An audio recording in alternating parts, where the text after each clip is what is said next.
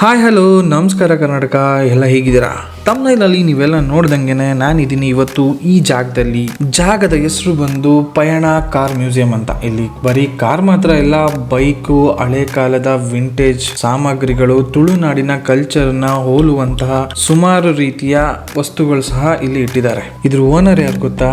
ಇದನ್ನ ಕಟ್ಸಿದ್ ಬಂದು ಧರ್ಮಸ್ಥಳದ ಧರ್ಮಾಧಿಕಾರಿಗಳಾದ ಡಾಕ್ಟರ್ ವೀರೇಂದ್ರ ಹೆಗ್ಡೆ ಅವರು. ಇಲ್ಲಿರೋ ಕಾರ್ಗಳನ್ನ ಬಹುಶಃ ನಾವೆಲ್ಲೂ ನೋಡಕ್ ಸಾಧ್ಯನೇ ಇರಲ್ಲ ಅನ್ಸುತ್ತೆ. ನಾನು ಕೂಡ ಬೇರೆ ಎಲ್ಲೂ ನೋಡಿರ್ಲಿಲ್ಲ.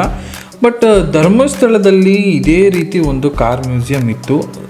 ಅಲ್ಲಿದ್ದಂತಹ ಕಾರ್ಗಳನ್ನ ಕೂಡ ಸಹ ಇಲ್ಲಿಗೆ ತಂದಿರ್ಬೋದು. ಬಟ್ ತುಂಬಾ ಲಕ್ಸುರಿ ಆದ ಓಲ್ಡ್ ವಿಂಟೇಜ್ ಕಾರ್ಗಳು ಇಲ್ಲಿದೆ.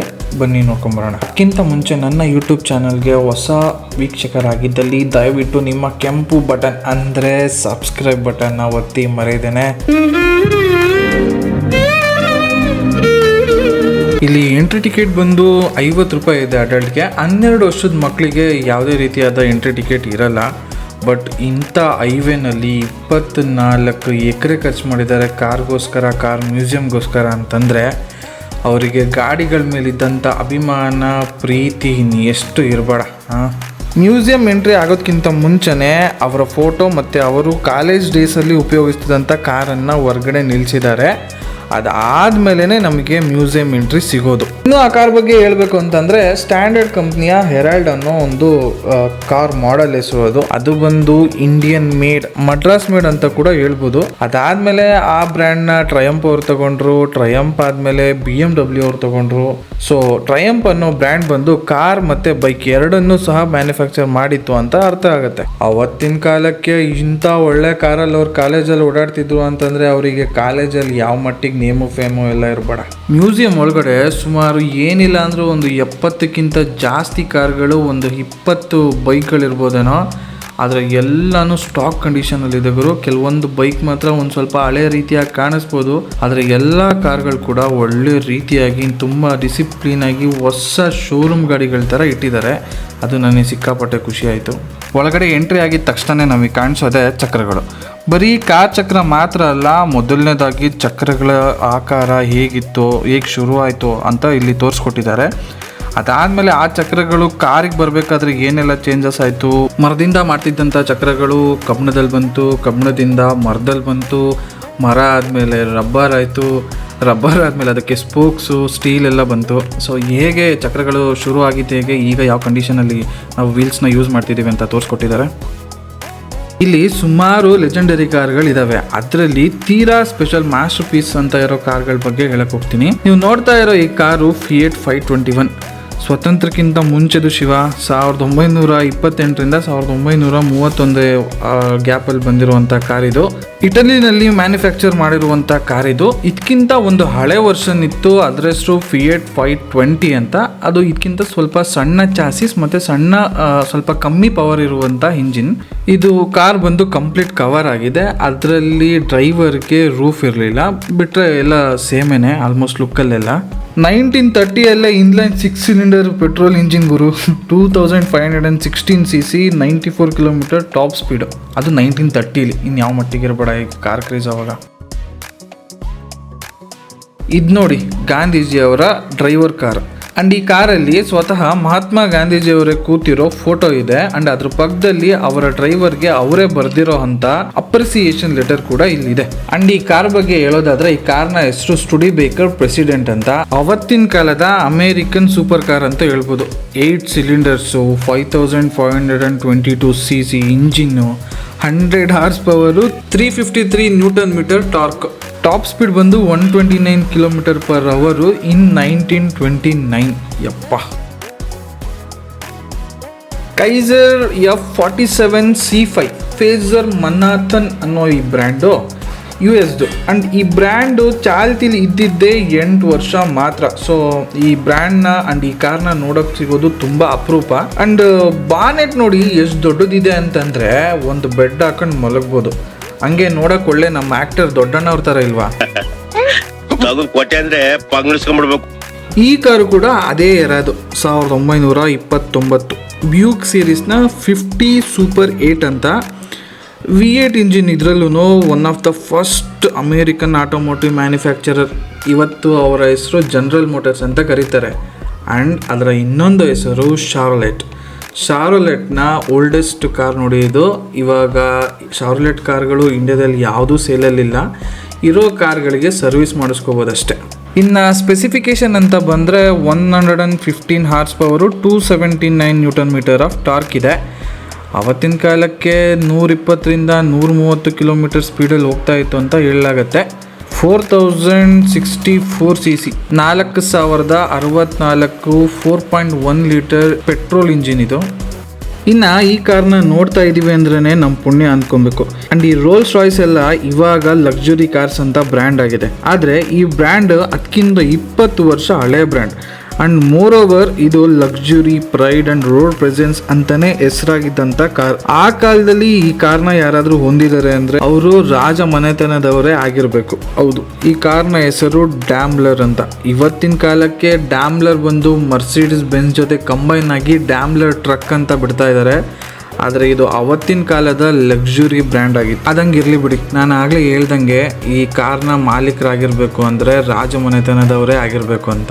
ನಮ್ಮ ಮೈಸೂರಿನ ರಾಜರಿಗೆ ಸೇರಿದಂತಹ ಕಾರ್ ಇದು. ಇದನ್ನು ಅವರೇ ಅವಾಗ ಇಂಗ್ಲೆಂಡಿಂದ ಪರ್ಚೇಸ್ ಮಾಡಿದರು. ಕೃಷ್ಣರಾಜೇಂದ್ರ ಒಡೆಯರ್ ಅವರಿಂದ ಜಯಚಾಮರಾಜೇಂದ್ರ ಒಡೆಯರ್ ಅವ್ರಿಗೆ ಬಂದು ಅದಾದಮೇಲೆ ಶ್ರೀಕಂಠದತ್ತ ನರಸಿಂಹರಾಜ ಒಡೆಯರ್ ತನಕ ಇದು ಚಾಲ್ತಿನಲ್ಲಿರುತ್ತೆ. ಅದಾದಮೇಲೆ ವೀರೇಂದ್ರ ಹೆಗ್ಡೆ ಅವರಿಗೆ ಸೇರುತ್ತೆ. ಅದನ್ನು ಇವರು ಈಗ ಮ್ಯೂಸಿಯಮಲ್ಲಿ ಇಡಲಾಗಿದೆ. ಈಗ ನೀವು ನೋಡ್ತಾ ಇರೋವಂಥ ಕಾರ್ಗೆ ವರ್ಲ್ಡ್ ವೈಡ್ ಫ್ಯಾನ್ಸ್ ಇದ್ದಾರೆ ಗುರು. ಆಲ್ಮೋಸ್ಟ್ ಎಲ್ಲ old movie, Hindi movie, English movie, ಬೇರೆ ಫಾರಿನ್ ಕಂಟ್ರಿ ಲ್ಯಾಂಗ್ವೇಜಸ್ ಎಲ್ಲ ಮೂವೀಸಲ್ಲೂ ಆಲ್ಮೋಸ್ಟ್ ಯೂಸ್ ಮಾಡಿರುವಂಥ ಒಂದು ಕ್ಲಾಸಿಕ್ ಕಾರ್ ಇದು.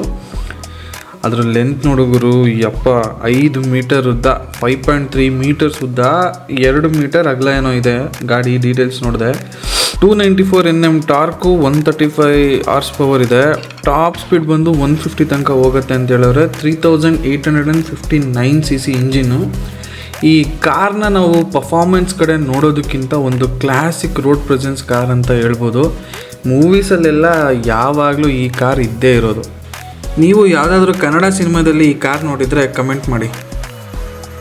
ಇಲ್ಲಿರೋ ಕೆಲವೊಂದು ಕಾರ್ಗೆ brand value, road present, luxury ಅನ್ನೋದಕ್ಕಿಂತ ಆ ಕಾರ್ನ ಯಾರು ಬಳಕೆ ಮಾಡಿದ್ರು ಅನ್ನೋದು ಜಾಸ್ತಿ ತೂಕ ಕೊಡುತ್ತೆ. ಅದು ಈ ಮ್ಯೂಸಿಯಂನ ವಿಶೇಷತೆ. ನೀವು ನೋಡ್ದಂಗೆ ಇದು ಸರ್ ಚಂದ್ರಶೇಖರ ವೆಂಕಟರಾಮನ್ ಅಂದರೆ ಸರ್ CV ರಾಮನ್ ಅವರ ಕಾರ್. ಸರ್ CV ರಾಮನ್ ಅವರು ಇಂಡಿಯನ್ ಇನ್ಸ್ಟಿಟ್ಯೂಟ್ ಆಫ್ ಸೈನ್ಸ್ ಬೆಂಗಳೂರಲ್ಲಿ ಡೈರೆಕ್ಟರ್ ಆಗಿದ್ದಾಗ ಸಹ ಇದೇ ಕಾರನ್ನು ಬಳಕೆ ಮಾಡ್ತಿದ್ರು ಅಂತ ಹೇಳಲಾಗುತ್ತೆ. ಸೊ ಇದು ಈ ಕಾರ್ನ ಸ್ಪೆಷಾಲಿಟಿ.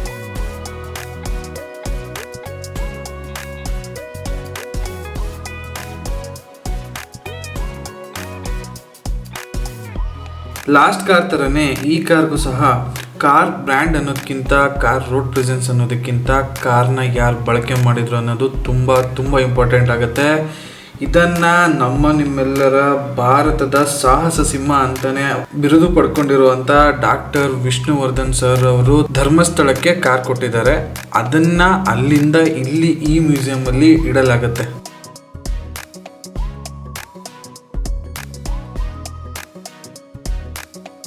ಇದೇ ರೀತಿ ಬರೀ ಕಾರ್ ಅಷ್ಟೇ ಅಲ್ಲದೆ ದೊಡ್ಡ ಟ್ರಕ್ಗಳು, ಚಿಕ್ಕ ಟ್ರಕ್ಗಳು, ವರ್ಲ್ಡ್ ವಾರ್ನಲ್ಲಿ ಉಪಯೋಗಿಸಿದಂಥ ರೈಫಲ್ ಕ್ಯಾರಿಯರ್ಸು, ಚಿಕ್ಕ ಟ್ರಕ್ಗಳು ಅದೆಲ್ಲ ತುಂಬ ಇದೆ.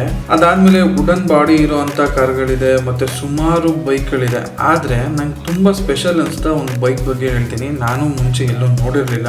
ಆ ಬೈಕ್ ನೋಡಿದ ಮೇಲೇ ಅದ್ರ ಬಗ್ಗೆ ಸ್ವಲ್ಪ ತಿಳ್ಕೊಳ್ಳೋಕೆ ಟ್ರೈ ಮಾಡಿದೆ. ಬೈಕ್ ಹೆಸರು ಬಂದು ವೆಲೋಸಿಟಿ ಅಂತ. 1954 4 stroke engine, water cooling radiator, 80 kilometre top speed, 3 gear with shaft drive ಗುರು. 1954 ಶಾಫ್ಟ್ ಡ್ರೈವ್ ಇಂಟ್ರೊಡ್ಯೂಸ್ ಮಾಡಿದ್ದಾರೆ. ಇವತ್ತಿನ ಆಟೋಮೋಟಿವ್ ಇಂಡಸ್ಟ್ರಿ ಅವರು ಇನ್ನೂ ಚೈನ್ ಡ್ರೈವಲ್ಲೇ ಬೈಕ್ ಬಿಡ್ತಾ ಇದ್ದಾರೆ ಗುರು. ಶಾಫ್ಟ್ ಡ್ರೈವ್ ಕೊಟ್ಟರೆ ಮೇಂಟೆನೆನ್ಸ್ ಇರಲ್ಲ, ಸ್ಪಾಕೆಟ್ ಡ್ಯಾಮೇಜ್ ಆಗಲ್ಲ, ಆ್ಯಂಡ್ ಮೇಂಟೆನೆನ್ಸ್ ಇರಲ್ಲ, ಆಯಿಲ್ ಹಾಕು, ಚೈನ್ ಲೂಪ್ ಹಾಕು, ಚೈನ್ ಕ್ಲೀನ್ ಮಾಡು ಅನ್ನೋ ರೋದನೆ ಇರಲ್ಲ. ಆ್ಯಂಡ್ ಇವೆಲ್ಲ ಸೇಲ್ ಆಗಬೇಕಲ್ಲ, ಸ್ಪಾಕೆಟ್ ಸೇಲ್ ಆಗಬೇಕು, ಚೈನ್ ಸ್ಪಾಕೆಟ್ ಸೆಟ್ ಚೇಂಜ್ ಆಗಬೇಕು, ಆಮೇಲೆ ಆಯಿಲ್ ಲೂಪ್ಸು, ಚೈನ್ ಕ್ಲೀನರು, ಇದೆಲ್ಲ ಆಟೋಮೋಟಿವ್ಗೆ ಲಾಸ್ ಅಲ್ವಾ. ಅದಕ್ಕೋಸ್ಕರ ಶಾಫ್ಟ್ ಬಿಡಲ್ವೋ ಏನೋ ಗೊತ್ತಿಲ್ಲ. ಶಾಫ್ಟ್ ಡ್ರೈವ್ಗಳನ್ನ ಕೊಟ್ಟರೆ ಬೈಕಿಗಳಿಗೆ ಇಮ್ಮಿಡಿಯೇಟ್ ಇಂಜಿನಿಂದ ಇರೋ ಪವರ್ ಡೈರೆಕ್ಟ್ ವೀಲ್ ಹೊಡೆಯುತ್ತೆ, ಒಳ್ಳೆ ಪಿಕಪ್ ಸಿಗುತ್ತೆ. ಅದನ್ನು ನಮ್ಮವ್ರು ಯಾಕೆ ಕೊಡ್ತಿಲ್ಲ ಗೊತ್ತಿಲ್ಲ ನನಗೆ. ಇದಿಷ್ಟು ಕಾರ್ ಮತ್ತು ಬೈಕ್ನ ಸಂಗ್ರಹಾಲಯ. ಆದರೆ ಇದಾದ್ಮೇಲೆ ಇರೋದೇ ವಸ್ತು ಸಂಗ್ರಹಾಲಯ. ಎಂಟ್ರಿ ಆಗಬೇಕಾದ್ರೇ ಪಂಜುರ್ಲಿ ದೈವದ ಮುಖ ಇದೆ. ಅದ್ರ ಬಗ್ಗೆ ಒಂದು ಸಣ್ಣ ಕತೆ ಕೂಡ ಇದೆ ನೋಡಿ ಅಲ್ಲಿ. ಒಂದು ಜಾನಪದ ನಂಬಿಕೆಯ ಪ್ರಕಾರ ಪಾರ್ವತಿ ದೇವಿಯು ಸಾಕಿದ ಕಾಡು ಹಂದಿಯು ಶಿವನ ಕೋಪಕ್ಕೆ ಗುರಿಯಾಗಿ ಸಾಯುತ್ತದೆ. ಆಗ ದುಃಖಿತಳಾದ ಪಾರ್ವತಿ ದೇವಿಯ ಪ್ರಾರ್ಥನೆಯಂತೆ ಶಿವನು ಆ ಹಂದಿಯ ಪುನಃ ಜೀವನವನ್ನು ಕೊಟ್ಟು ಭೂಮಿಗೆ ಬಂದು ದೈವವಾಗಿ ನೆಲೆ ನಿಂತು ಜನರ ಉದ್ಧಾರವನ್ನು ಮಾಡುವಂತೆ ಆದೇಶಿಸಿ ಕಳುಹಿಸುತ್ತಾನೆ. ಇದು ಪಂಜುರ್ಲಿ ದೈವದ ಮೇಲಿರುವ ನಂಬಿಕೆ.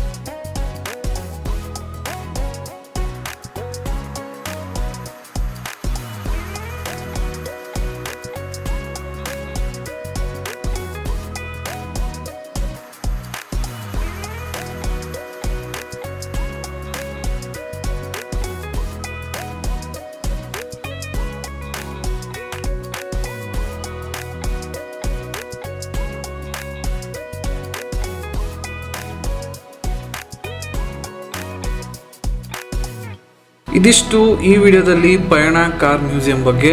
ನೀವು ಆದಷ್ಟು ಮೈಸೂರು ಬೆಂಗಳೂರು ಹೈವೇನಲ್ಲಿ ಓಡಾಡ್ತಿರ್ಬೇಕಾದ್ರೆ ಸಮಯ ಸಿಕ್ಕಲ್ಲಿ ದಯವಿಟ್ಟು ವಿಸಿಟ್ ಮಾಡಿ. ತುಂಬ ಚೆನ್ನಾಗಿದೆ. 2 ಅವರ್ ಟೈಮ್ ಸ್ಪೆಂಡ್ ಮಾಡಿ ಹೋಗ್ಬೋದು. ಇಷ್ಟು ಹೇಳ್ತಾ ಸಿಗೋಣ ಮುಂದಿನ ವಿಡಿಯೋದಲ್ಲಿ. ನಮಸ್ಕಾರ, ಬಾಯ್.